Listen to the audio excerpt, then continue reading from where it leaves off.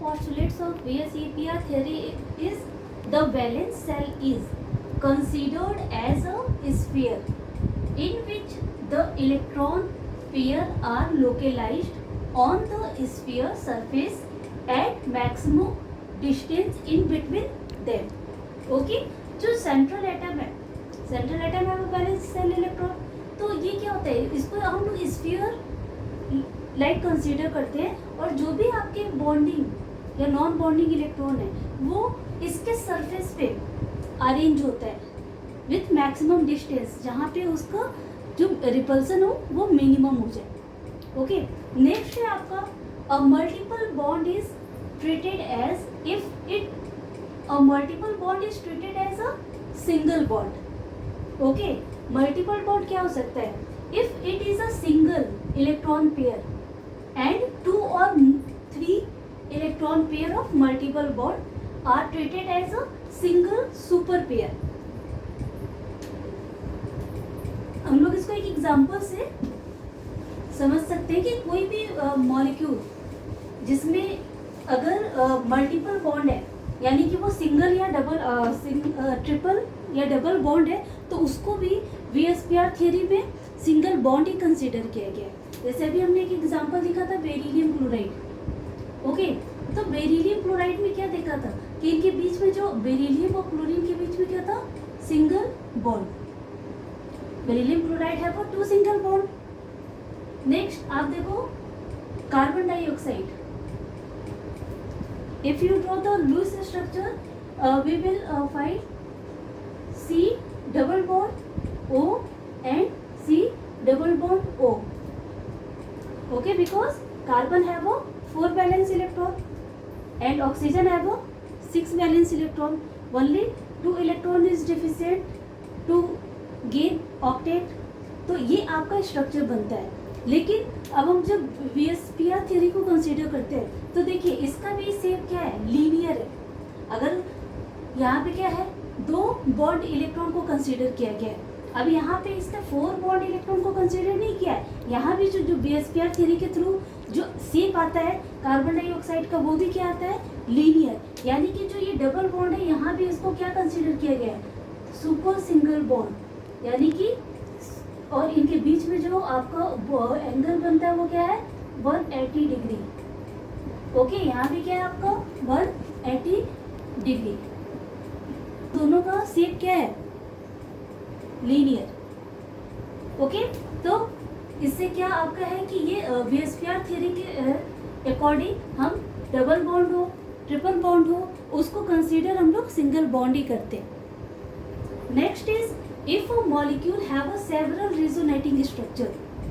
आपको resonating structure बताया था कि उसमें क्या होता है, जैसे जो आपका ओजोन है, ओजोन का हमने स्ट्रक्चर ड्रॉ किया था. इसका जो रेजोनेटिंग स्ट्रक्चर था वो क्या था आपका यहाँ पे. तो इस तरह का अगर कोई मॉलिक्यूल जिनके मोर देन 1 स्ट्रक्चर हो वो क्या कहलाते हैं, रेजोनेटिंग स्ट्रक्चर. तो रेजोनेटिंग स्ट्रक्चर जो भी मॉलिक्यूल है उसमें वो अगर रेजोनेंस शो करता है तो उसके किसी भी स्ट्रक्चर को आप कंसीडर करो, किसी भी एक स्ट्रक्चर को आप कंसीडर कर सकते हो और उसके थ्रू हम लोग उसकी शेप या ज्योमेट्री गेन कर सकते हैं. उससे ये नहीं कि आपको दोनों को कंसीडर करना है, क्योंकि हम लोग को पता है कि हमें डबल बॉन्ड या ट्रिपल बॉन्ड को भी हमें सिंगल बॉन्ड ही कंसीडर करना है. Okay, next is a lone pair occupy more space than a bond pair. Lone pair occupy more space than a bond pair since it lies closer to central atom. Okay, this means that the repulsion between the different electron pair follow the order. जो आपका central atom है उस पर जो lone pair, वो पूरा sphere हमने consider किया है, तो उसमें जो लोन पेयर है वो सबसे ज़्यादा स्पेस लेता है in comparison to the bond pair.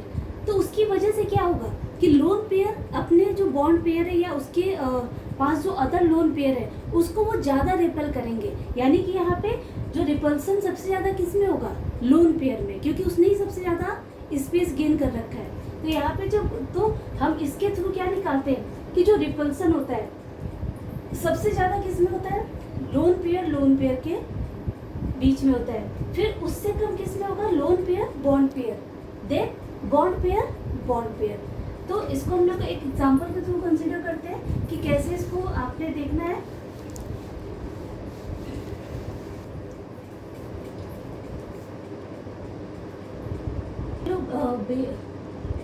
Boron trichloride, ठीक है, इसका अगर हमने स्ट्रक्चर बनाया तो ये आपका क्या बना, इसमें बोरोन है वो 3 वैलेंस इलेक्ट्रॉन। बोरोन का क्या होता है, एटॉमिक नंबर इज 5, तो 3 वैलेंस इलेक्ट्रॉन है इसके पास। तो इसका जो स्ट्रक्चर बन जाएगा आपका, ये एक एक क्लोरीन से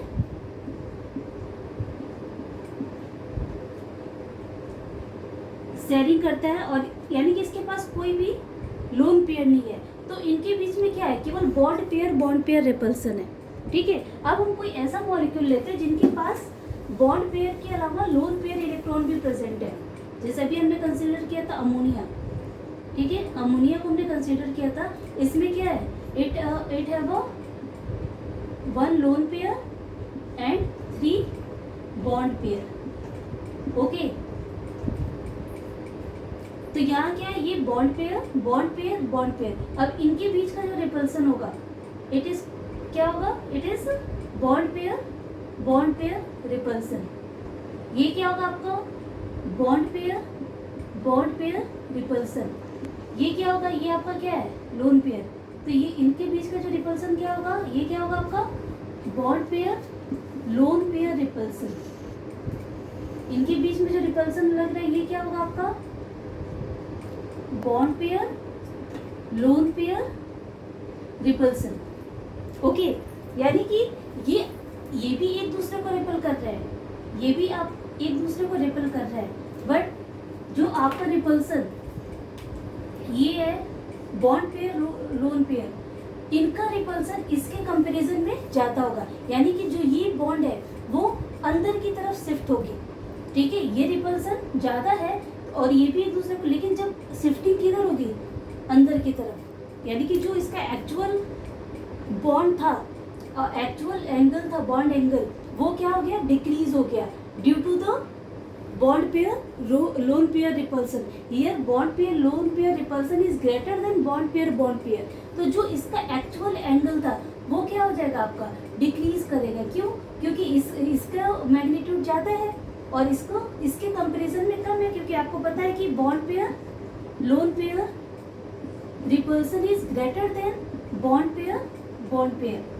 ओके। तो इसकी वजह से क्या होता है कि जो स्ट्रक्चर होता है हमारा, जो ज्योमेट्री होती है, वो क्या हो जाती है, डिस्टॉर्टेड हो जाती है।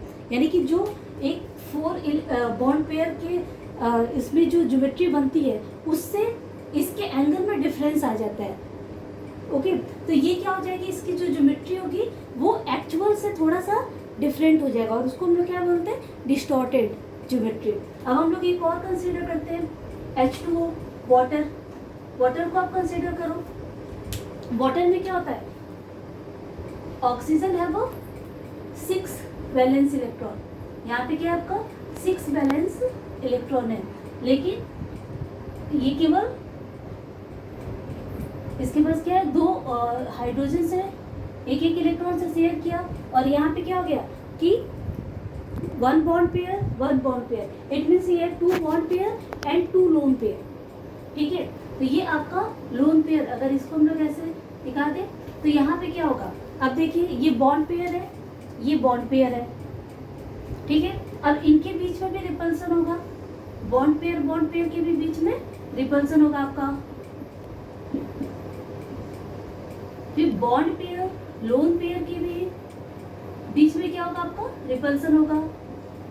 ये क्या आपका बॉन्ड पेयर है, लोन पेयर, यहाँ भी जो रिपल्सन है वो क्या होगा आपका, बॉन्ड पेयर लोन पेयर,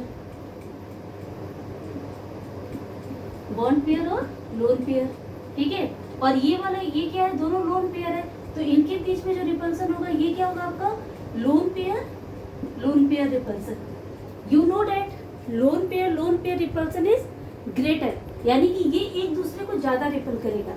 अब ये एक दूसरे को ज्यादा रिपल किया तो ये आपका लोन पेयर इधर की तरफ शिफ्ट होगा, इनके बीच में भी रिपल्सन हो रहा है बट इससे कम हो रहा है, तो ये इसको अंदर की तरफ शिफ्ट करेगा। तो तो इसकी वजह से क्या होता है, जो आपको ऑक्सीजन का जो स्ट्रक्चर आ जाता है वो यहाँ पे क्या हो जाता है, बेंड स्ट्रक्चर मिलता है, क्योंकि ये इसको रिपल किया, इसकी वजह से ये बॉन्ड इधर मूव किया, ये इनके बीच में भी रिपल्सन है लेकिन सबसे मिनिमम है ये, तो इसकी वजह से ये क्या हो गया, ये आपको ऐसा स्ट्रक्चर बन जाता है, यानी कि बेंड शेप ये गेन कर लेता है। ज्योमेट्री जो हमारा 4 के लिए वही रहेगी, बट जो इसका जो शेप आएगा एक्चुअल शेप वो क्या हो जाएगा, डिस्टॉर्टेड हो जाएगा, और हमें ऐसा इसका बेंड स्ट्रक्चर गेन होता है वाटर का, ठीक है, इसलिए इसका हम लोग शेप क्या बोलते हैं, वी शेप, ठीक है। तो ये होता है हमारा वेस्फीयर। अब देखो जैसे जैसे बॉन्ड आपका इंक्रीज करेगा, जैसे जैसे आपका जो बॉन्ड है, जो बॉन्ड एंगल है, बॉन्ड एंगल आपका इंक्रीज करता है, तो क्या होगा कि रिपल्सन कम होता जाएगा, यानी कि अगर बॉन्ड एंगल 180 है तो यहाँ पे रिपल्सन सबसे मिनिमम होगा। अगर आपका बॉन्ड एंगल 120 है, ओके, आपका बॉन्ड एंगल 120 है तो आपका यहाँ पे रिपल्सन इससे थोड़ा ज़्यादा होगा, इन दोनों के बॉन्ड पेयर के बीच में जो रिपल्सन फील होगी वो क्या होगी, थोड़ी सी ज़्यादा होगी। अगर 90 डिग्री है तो यहाँ पे रिपल्सन सबसे ज़्यादा होगा। तो जैसे जैसे बॉन्ड एंगल इंक्रीज करता है रिपल्सन क्या होता है, मिनिमम होता जाता है। तो these are the postulates of VSEPR theory. It is used for finding the exact shape of any covalent molecule. Okay.